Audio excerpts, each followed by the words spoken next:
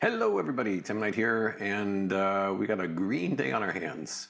And I've got a pretty goodly number of charts to look at, so we will not waste any time with any sort of introductory chit-chat. We'll just jump right in.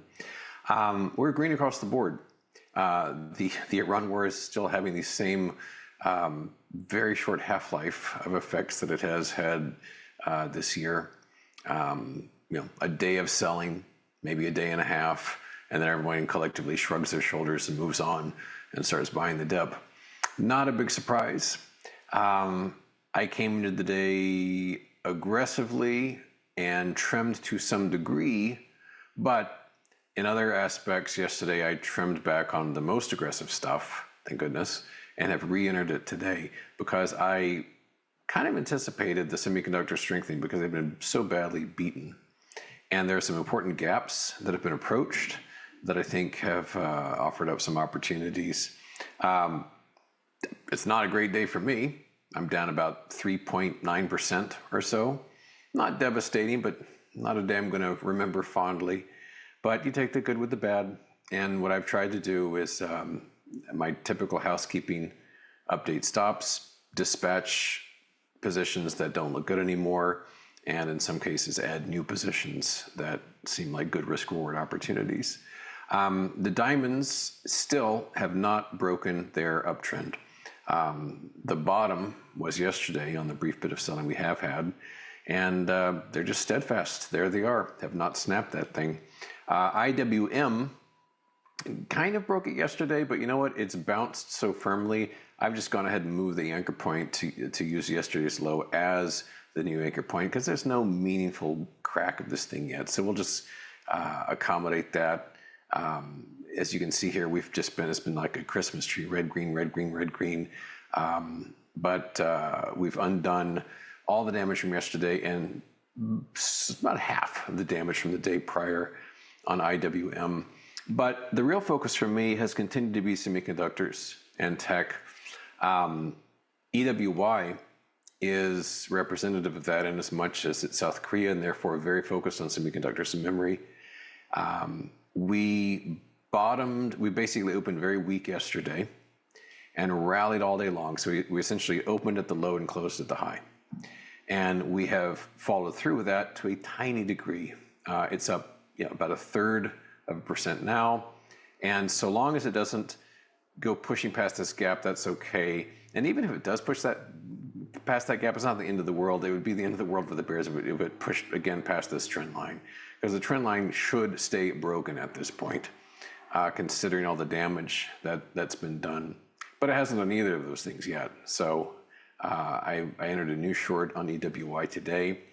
FXI, China, has been bouncing very strongly since last week.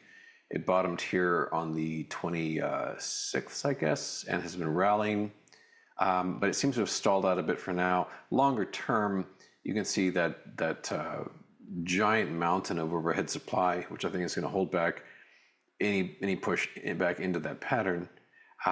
Could still go up a bit higher. There are some individual Chinese stocks that I think are kind of interesting as small short positions. One of them is BIDU, BIDU, which is up today a little bit.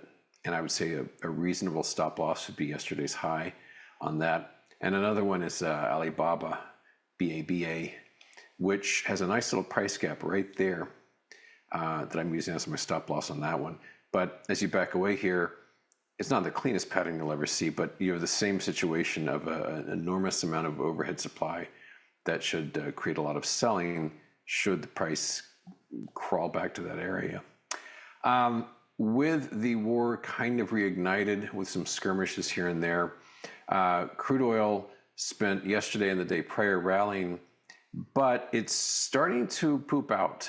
It opened quite strong this morning, but we are down 2% now.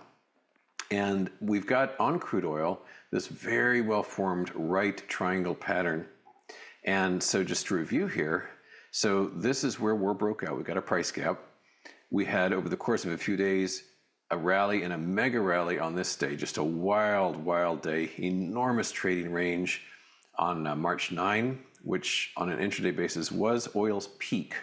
It got us up to around like 121 or something. And then it just as violently fell, worked its way, and its actual non-insane high, the one without this nonsense here, was right here. This was the peak early in April, on April 7, which I guess was the kind of first of many, many declarations that the war was over and that we'd be engaging in multi-month peace talks. So April 7th was kind of the apex of that. And after that announcement, which I guess must have been after the market closed, huge fall the next day. And then since then, we've been in a series of these ups and downs, which constitute this right triangle, which was finally pierced on this day, fell kind of gently, and then sealed up that price gap, and it's been rallying since then. But this, yes, it could rally back up to the bottom of the right triangle. I mean, if the fighting really intensifies again. As it is now, this may be all she wrote. I mean, that may be the end of the oil rally. Yesterday, I shorted XLE, which is an ETF dedicated to energy, and that's down today about 1.36%. I've lowered this line here. My stop used to be up here at this price gap, and I tightened it up to yesterday's high, then I tightened up further to today's high. So, so far so good on that position. XOP is down a little bit more percentage-wise, about 1.45%. And you can see that right triangle pattern done there too, with yesterday tagging the bottom of that pattern.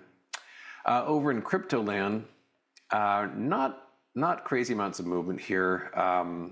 I'm still long BITI, which is the short Bitcoin fund, and it's down about 1.5%. That's not great, but I'm sticking with it unless it pushes back into this pattern down here. In other words, if it gets below, I guess that would be Tuesday's low. About 25.10 would be the stop loss on that. So still in that position. MSTR strategy is up more than 1%. And what the bulls need to see here would be a push above this particular price level, or at a minimum, the one we saw back here on Monday. MSTR's obviously had a terrible time of it, but if we're going to get any kind of meaningful short-term rally, it would need to conquer those that recent high we saw early this week. Not so sure it's going to happen. I mean, if you look at STRC, which is kind of the companion security to MSTR, but the method of funding the purchases, some doubt seems to be creeping into that system again here too, because you can see it's a really pretty chart. This was a nice clean ascent, broke the trend line, rallied beautifully back up to the bottom of it, showing that support had changed to resistance. And then this waterfall collapse, which bottomed last week, rallied mightily, and then it looks to my eyes, it seems to be re-weakening. So, and I've got to say, if Bitcoin, if crypto does seriously start selling off again, a lot of these really tertiary issues, I think it'll be the coup de grace. They'll just, get delisted or vanish. One item that's been, it's up today because it's got nowhere to go but up, but ABTC is down about 97%. Actually, I think yesterday was the exact 1 year anniversary of it going public. And since that 1 year, about a negative 97% return, I guess you might say, on American Bitcoin. You can see there, this was the sort of pre-SPAC. This was the launch, and down we go. But yeah, it's up a little bitty bit because Bitcoin itself is up about $1,000 on the futures. But as far as semiconductors go, it's a mixed bag. It's pretty strong across the board. Some continue to be strong now. Some opened strong but have been selling off. Let's just look at a variety of them here. Here is ARM Holdings. This one is up 10% plus. There's some double-digit percentage gains today because they've been so badly beaten. But there's still the prospect of a topping pattern if that can get below that rectangle. Applied Materials, this is a nice example of a strong open but a weak, not close, but last price at least. I've maintained my short position on this one, and yes, it's up, about 3.5%, but a lot less than it used to be, and it didn't get stopped out. AXTI, this is also up about 4.5%. Not much to see with respect to its long slog down, and that hasn't violated a stop either. Ciena, CIN, this is another nice one. Got a nice little shooting star right there. Once again, did not violate its stop loss, and it's trading near the lows of the day. LITE, this one is still strong, up 12.7%. It has not pushed into its pattern, and if one weren't shorted already, it might not be a bad time to get into it because it's a lot safer here than down here. This is a nice, I think, little distribution top. One more of these, Marvell. This one is also up a little bit, 5.6%. And as we zoom in here, you can see it makes plenty of sense because we sealed up that price gap nice and neat over the past couple of days. We've rallied, we're under this little blob of overhead supply, and we'll see if tomorrow will stop all this rising because I'm not sure what exact impetus for the rise was.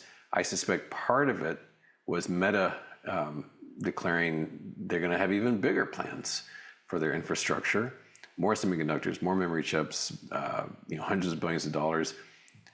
When they opened, Meta opened very weak because the market saw all kinds of new expenditures from Meta.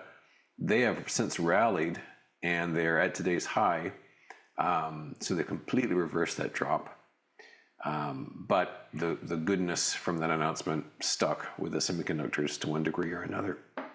As far as SpaceX goes, not a lot of history, but it's just a really interesting chart because it has been just grinding away near its own lows.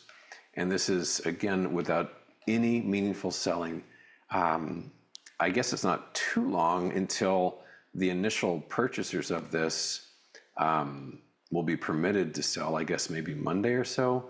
That's not I don't think it's a huge quantity of people, but as I keep saying when I show SPCX, August 11 is the first big day, and from August 11 until December 9, there's this whole series of planned unlocks, which will generate lots of selling, I would think, because it represents many hundreds of billions of dollars of profits of the employees and other insiders.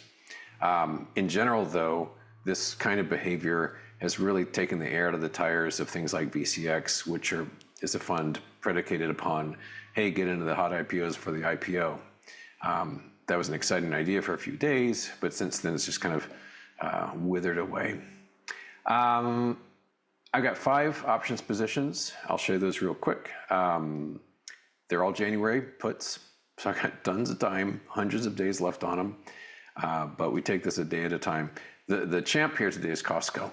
Costco is down almost $40, so I appreciate that. On a crummy day like this, is definitely appreciated. Carvana has just been wiggling around for weeks. Absolutely no direction here, but as I've shown you the bigger picture, and one of the reasons I have Januaries is to give it time to, I guess, eventually cut below this big diamond pattern. Hasn't happened yet. Meta's kind of disappointing. It opened very weak, and I bought a put position on this yesterday, so that was good for then. Ain't so good now. I got a small loss in this, but I'll say again, these are January, so I can wait. But a big reversal there on Meta, bullish engulfing pattern. New position for me, Nvidia. It's encouraging this is down a little bit with the NQ up, gazillions of points right now. But I see a pattern here that might complete, and so I've entered this position that'll stick with unless we push above this price gap.